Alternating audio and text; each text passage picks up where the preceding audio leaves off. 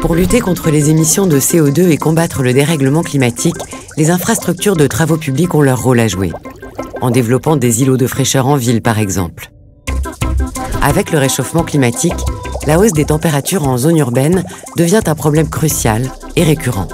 En juillet 2020, la température minimale nocturne avait déjà augmenté de 2 degrés dans plusieurs villes françaises et la différence entre les centres-villes et la périphérie pouvait atteindre 10 degrés. Principaux coupables, les dégagements de chaleur issus de l'activité humaine, la multiplication des circulations, l'absence de végétation et les matériaux de construction utilisés. Autant de facteurs qui font grimper le thermomètre dans des zones de plus en plus peuplées et de plus en plus denses. Pour les 47% de Français qui résident en ville, cela se traduit par de l'inconfort et une moindre qualité de l'air, mais aussi et surtout par des risques sanitaires augmentés.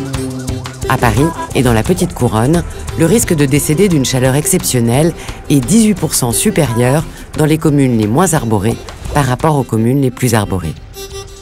Pour faire baisser la température, des solutions existent, comme la création d'îlots de fraîcheur, avec une plus grande place laissée à l'eau et à la nature. Les entreprises de travaux publics explorent déjà différentes pistes.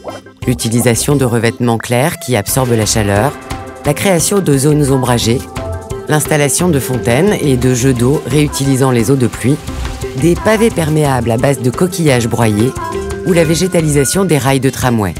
Avec succès.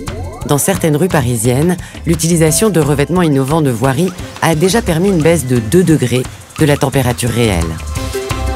L'impact du réchauffement climatique en zone urbaine n'est pas une fatalité. Forts de leur savoir-faire, les métiers des travaux publics sont là pour participer à la préservation de la qualité de vie en ville.